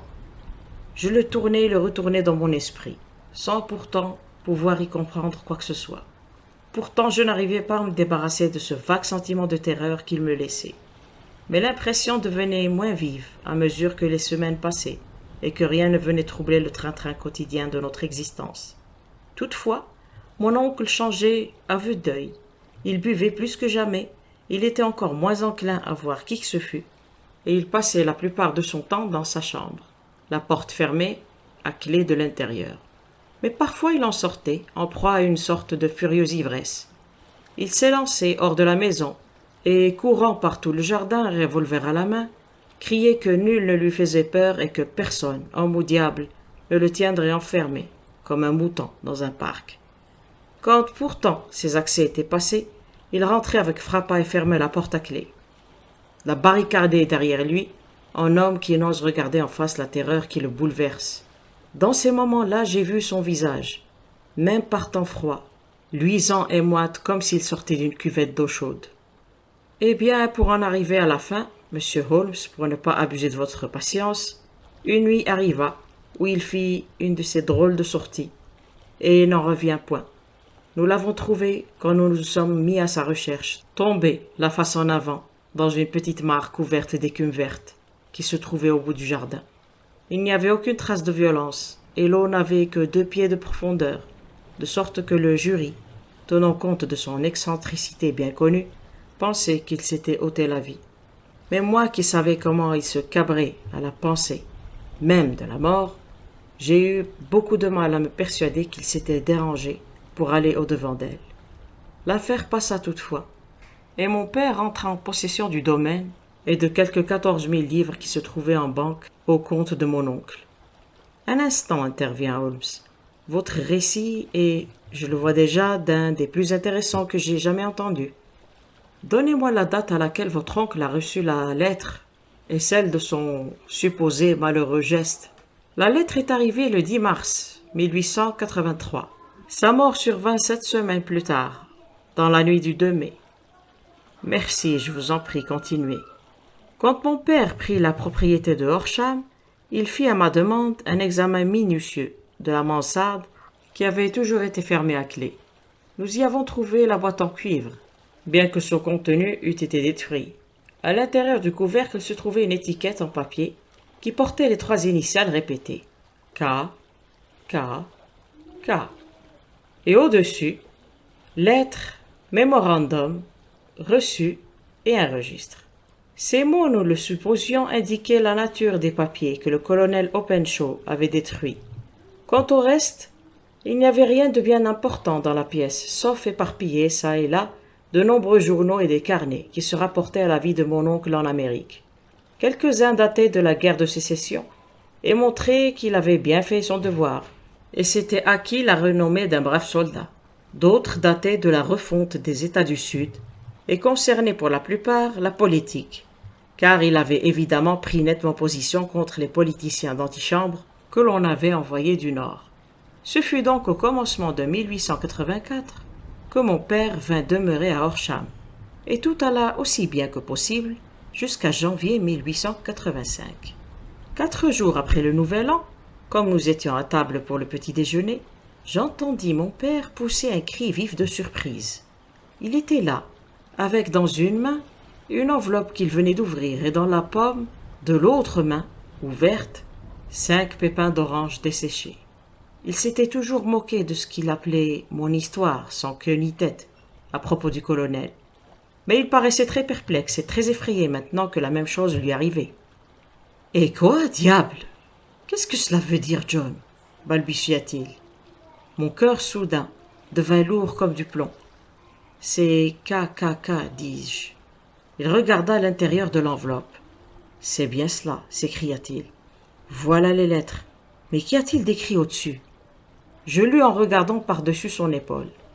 Il y avait « Mettez les papiers sur le cadran solaire. »« Quel papier? Quel cadran solaire ?» demanda-t-il. Le cadran solaire du jardin. Il n'y en a pas d'autre, dis-je. Mais les papiers doivent être ceux qui ont été détruits. Bah, dit-il faisant un effort pour retrouver du courage.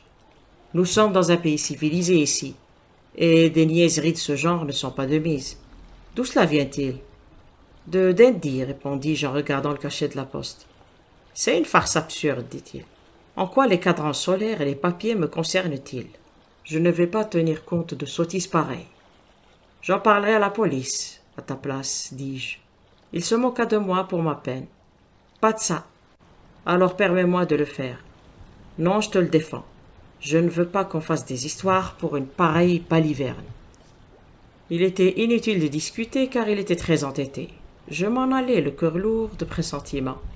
Le 3e jour après l'arrivée de la lettre, mon père quitta la maison pour aller rendre visite à un de ses vieux amis, le commandant Forbody, qui commandait un des forts de Portsdown Hill.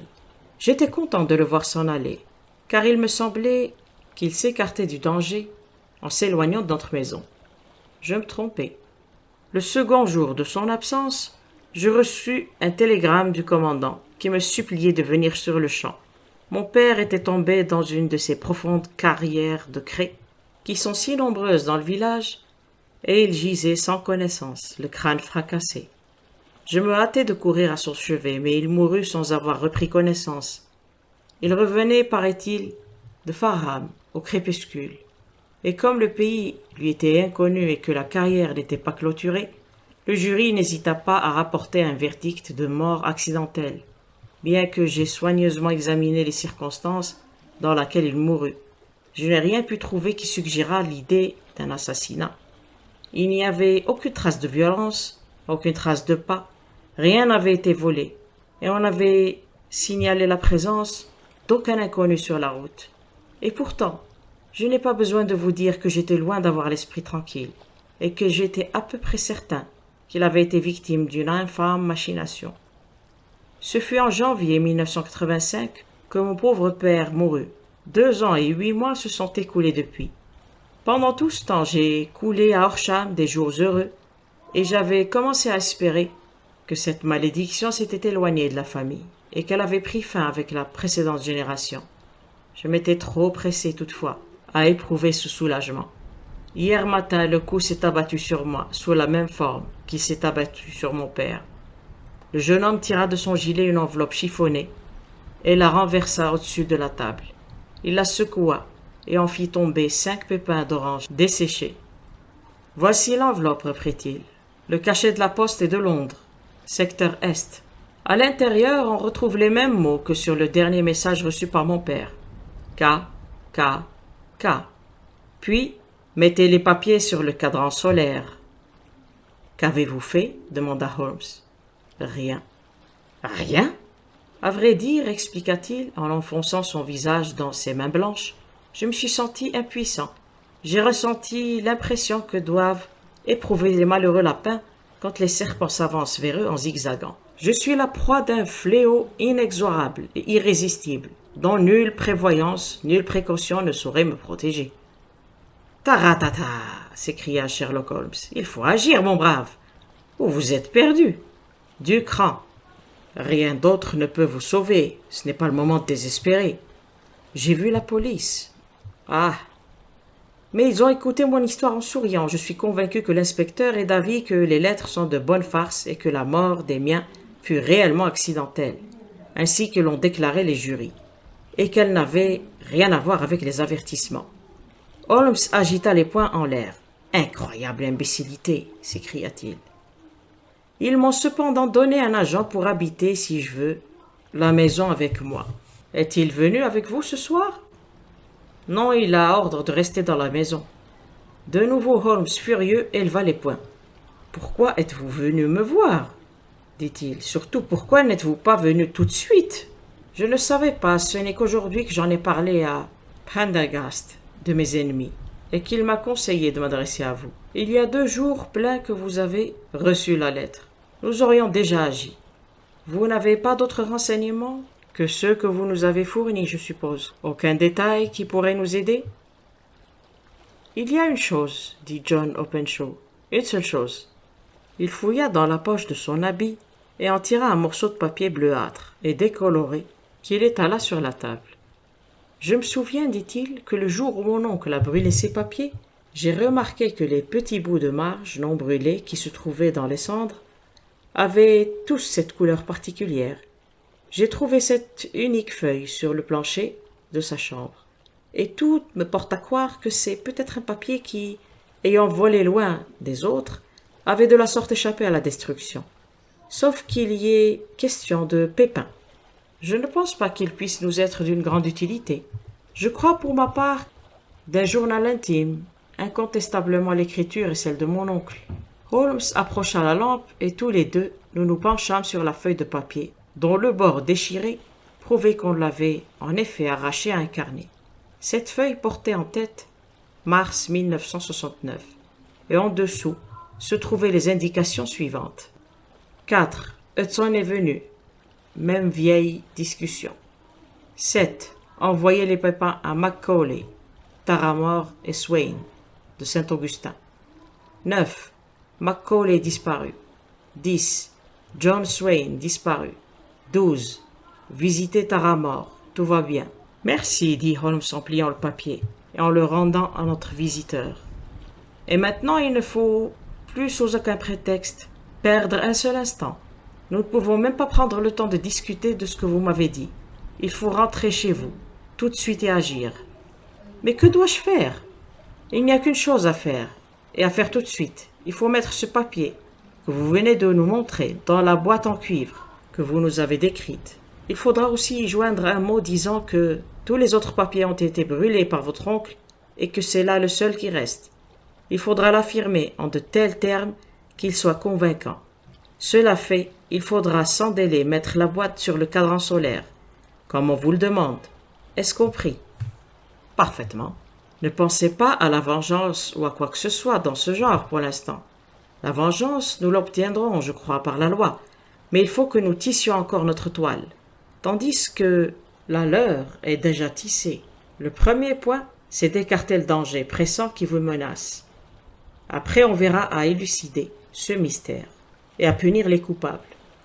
Je vous remercie, dit le jeune homme, en se levant et en mettant son pardessus. Vous m'avez rendu la vie en même temps que l'espoir. Je ne manquerai pas d'agir comme vous me le conseillez. Ne perdez pas un moment et surtout prenez garde à vous en attendant, car je ne pense pas qu'il y ait le moindre doute que vous ne soyez sous la menace d'un danger réel et imminent. Comment rentrez-vous? Par le train de Waterloo. Il n'est pas encore 9 heures, il y aura encore foule dans les rues. J'espère donc que vous serez en sécurité. Et pourtant, vous ne sauriez être trop sur vos gardes. Je suis armé. C'est bien. Demain, je me mettrai au travail sur votre affaire. Je vous verrai donc à Horsham? Non, votre secret se cache à Londres. C'est là que je le chercherai. Alors je reviendrai vous voir dans un jour ou deux, pour vous donner des nouvelles de la boîte et des papiers. Je ne ferai rien sans vous demander conseil. Nous échangeâmes une poignée de main, et il s'enfuit. Au dehors, le vent hurlait toujours et la pluie battait les fenêtres. On eût dit que cette étrange et sauvage histoire nous avait été amenée par les éléments déchaînés, que la tempête l'avait charriée vers nous comme un paquet d'algues qu'elle venait maintenant de remporter. Sherlock Holmes demeura quelques instants assis sans mot dire, la tête penchée en avant, les yeux fixant le feu qui flamboyait, rutilant. Ensuite, il alluma sa pipe et, se renversant sur son fauteuil, considéra les cercles de fumée bleue qui, en se pourchassant, montaient vers le plafond. « Je vois, Watson, remarqua-t-il enfin, que de toutes les affaires que nous avons eues, aucune n'a jamais été plus fantastique que celle-ci. Sauf peut-être le signe des quatre. Oui, sauf peut-être celle-là. Et pourtant, ce John Openshaw me semble environné de dangers, plus grands encore que ceux que couraient les Sholto. Mais êtes-vous arrivé à une idée définie de la nature de ces dangers? Il ne saurait y avoir de doute à cet égard. Et quels sont-ils? Qui est ce KKK? Et pourquoi poursuit-il cette malheureuse famille? Sherlock Holmes ferma les yeux et plaça ses coudes sur le bras de son fauteuil, tout en réunissant les extrémités de ses doigts.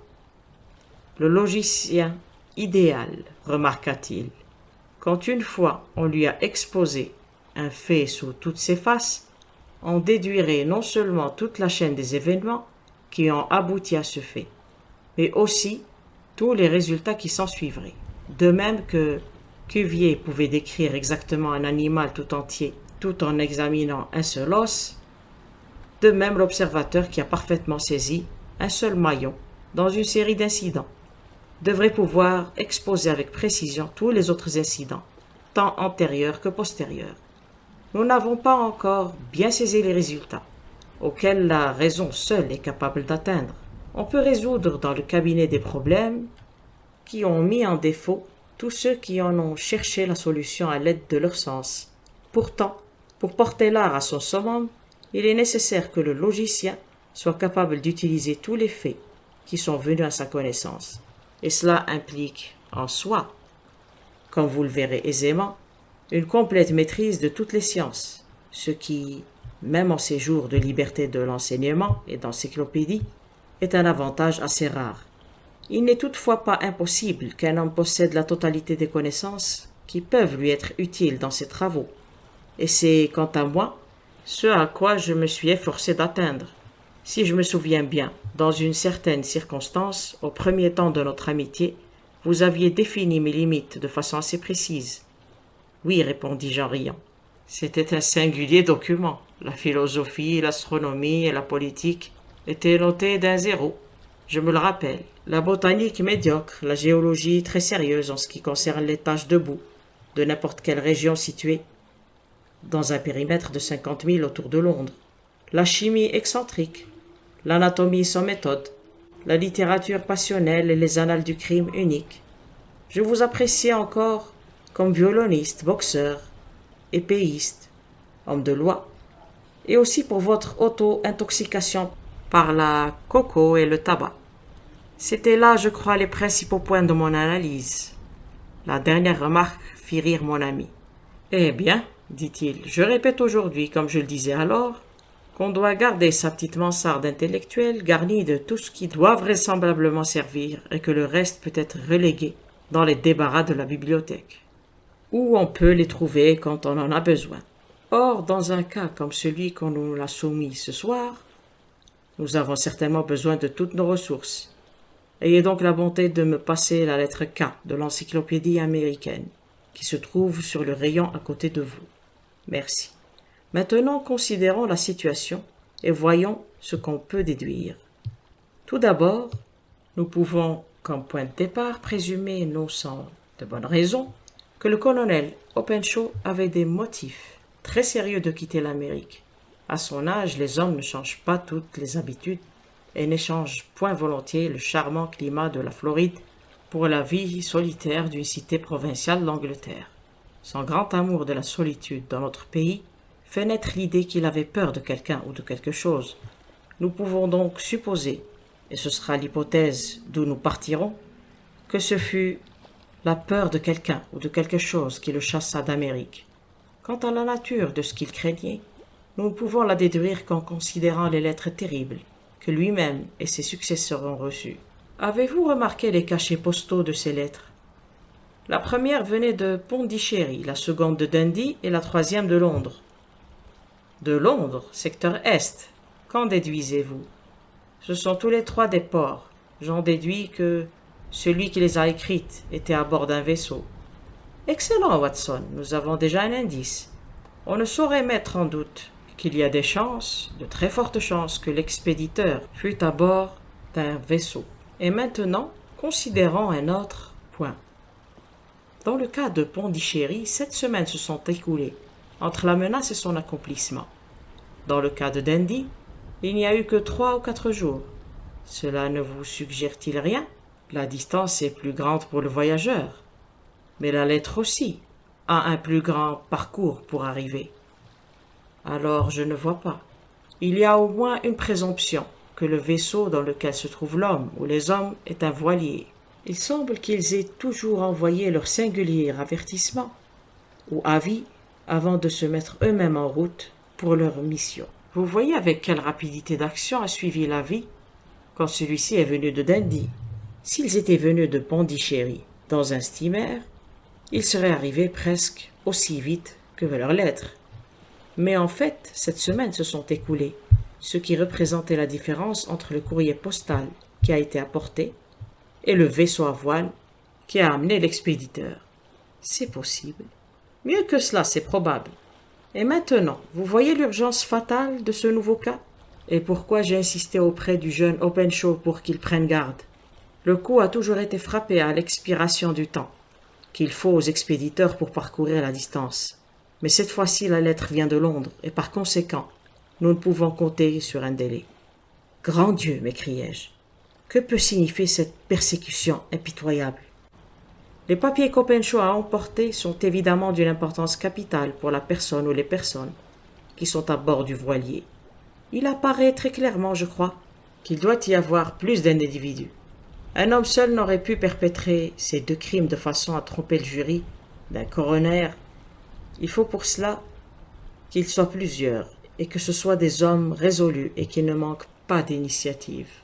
Leurs papiers, il le leur faut, quel qu'en soit le détenteur, et cela vous montre que KKK cesse d'être les initiales d'un individu et devient le sigle d'une société.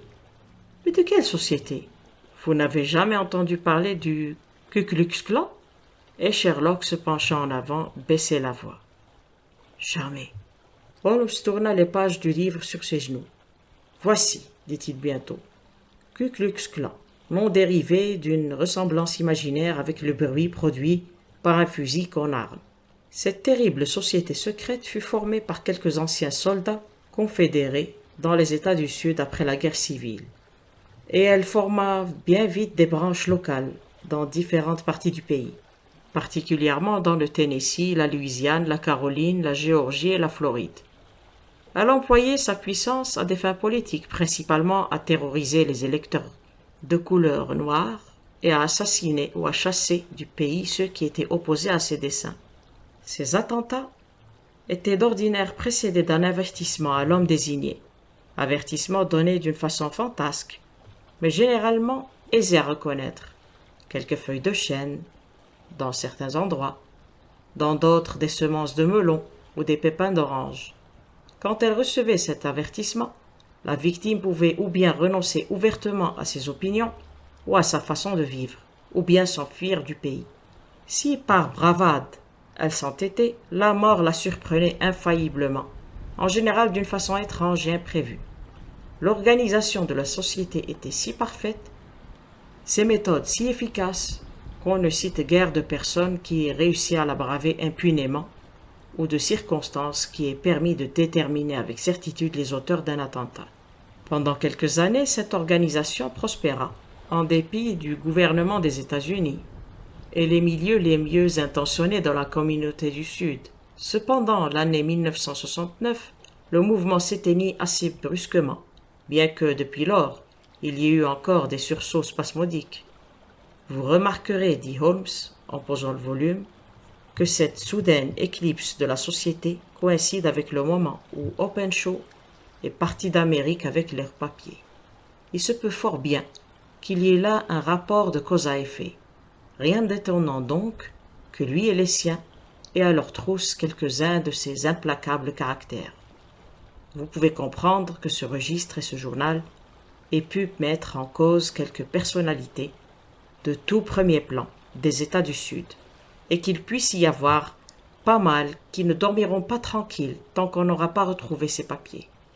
Alors la page que nous avons vue est telle qu'on pouvait l'attendre, et je me souviens très bien, elle portait « Envoyer les pépins à A, B et C », c'est-à-dire l'avertissement de la société leur a été adressé.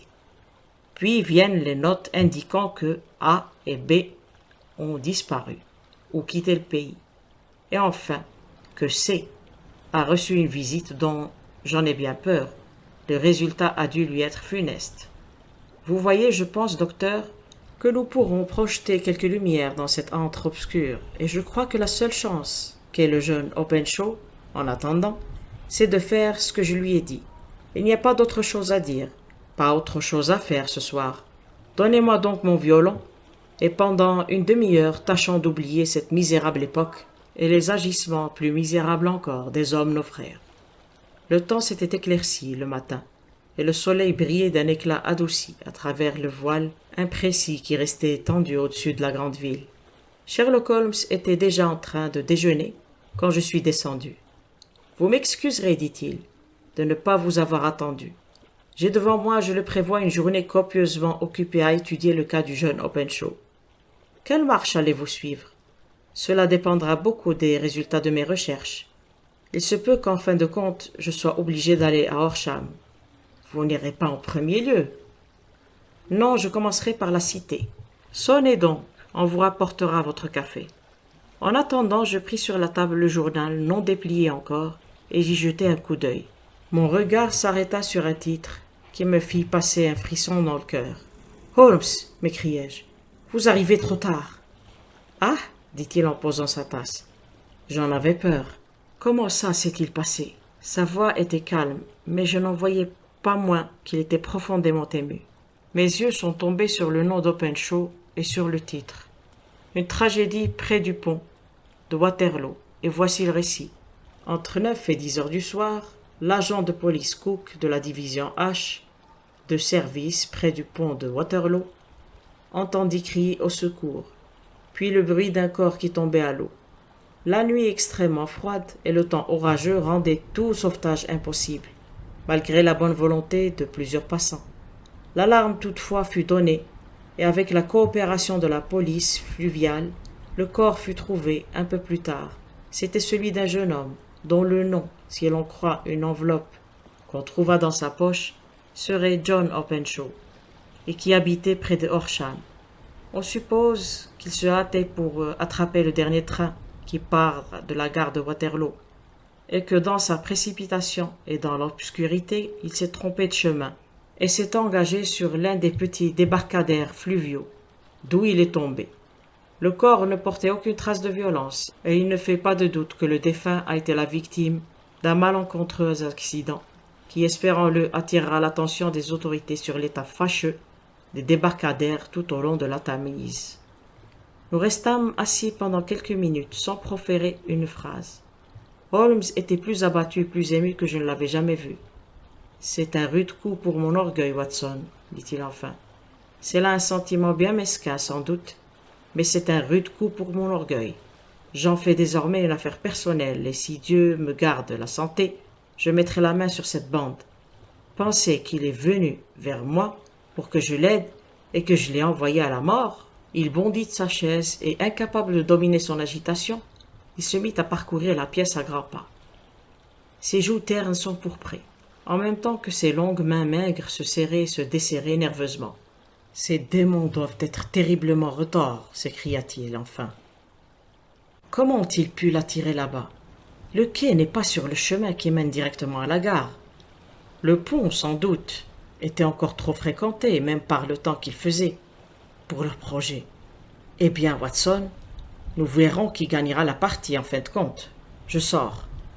Vous allez à la police? Non, je serai ma propre police. Quand j'aurai tissé la toile, je leur laisserai peut-être capturer les mouches, mais pas avant. Toute la journée, je fus occupé par ma profession, et ce ne fut que tard dans la soirée que je revins à Baker Street. Sherlock Holmes n'était pas encore rentré. Il était presque 10 heures quand il revint, l'air pâle et épuisé. Il se dirigea vers le buffet et, arrachant un morceau de pain à la miche, il le dévora, puis le fit suivre d'une grande gorgée d'eau. « Vous avez faim, constatai-je. »« Je meurs de faim. Je n'y pensais plus. Je n'ai rien pris depuis le petit déjeuner. »« Rien ? » ?»« Pas une bouchée. Je n'ai pas eu le temps d'y penser. »« Et vous avez réussi ? » ?»« Fort bien. »« Vous avez une piste ? » ?»« Je les tiens dans le creux de ma main. Le jeune Openshaw ne restera pas longtemps sans être vengé, Watson. Nous allons poser sur eux-mêmes leur diabolique marque de fabrique. C'est une bonne idée. » Il prit une orange dans le buffet, l'ouvrit et en fit jaillir les pépins sur la table. Il en prit 5, qu'il jeta dans une enveloppe.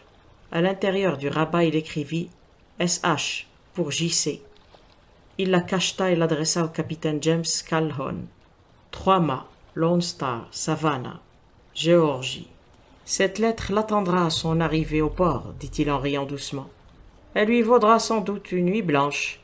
Il constatera que le message lui annonce son destin avec autant de certitude que ce fut avant le cas pour Openshaw. Et qui est ce capitaine Calhoun?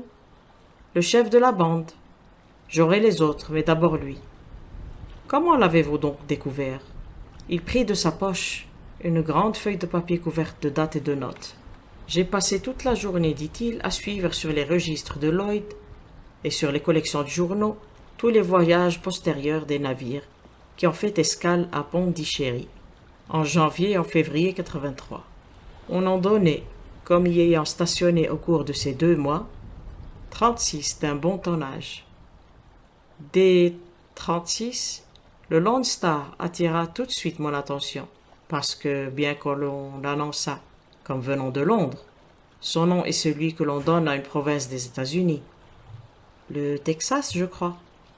Je ne sais plus au juste laquelle, mais je savais que le vaisseau devait être d'origine américaine. Et alors, j'ai examiné le mouvement du port de Dundee, et quand j'ai trouvé que le 3 mâts Lone Star était là en janvier 83, mes soupçons se sont changés en certitude. Je me suis alors informé des vaisseaux qui étaient à présent à l'ancre dans le port de Londres. Et alors, le Lone Star est arrivé ici la semaine dernière. Je suis allé au dock Albert et j'ai appris que ce 3 mâts avait descendu la rivière de bonne heure ce matin avec la marée.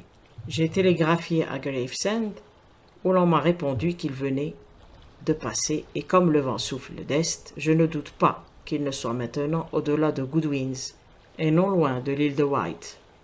Qu'allez-vous faire alors? Oh, je les tiens. Lui et les 2 seconds sont, d'après ce que je sais, les seuls Américains à bord. Les autres sont des Finlandais et des Allemands. Je sais aussi que tous 3 se sont absentés du navire hier soir. Je le tiens de l'arrimeur qui a embarqué leur cargaison. Au moment où leur bateau touchera Savannah, le courrier aura porté cette lettre et mon cablogramme aura informé la police de Savannah qu'on a grand besoin de ces messieurs ici pour y répondre d'une inculpation d'assassinat. Mais les plans les mieux dressés des hommes comportent toujours une part d'incertitude. Les assassins de John Openshaw ne devaient jamais recevoir les pépins d'orange, qui leur auraient montré que quelqu'un d'aussi retors et résolu qu'eux-mêmes était sur leur piste. Les vents de l'équinoxe soufflèrent très longuement et très violemment cette année-là. Longtemps, nous attendions des nouvelles du Lone Star. Elles ne nous parvinrent jamais. À la fin, pourtant, nous avons appris que quelque part bien loin dans l'Atlantique, on avait aperçu, ballotté au creux d'une grande vague, les tambours fracassés d'un bateau. Les lettres LS y étaient sculptées. Et c'est là tout ce que nous saurons jamais du sort du Lone Star.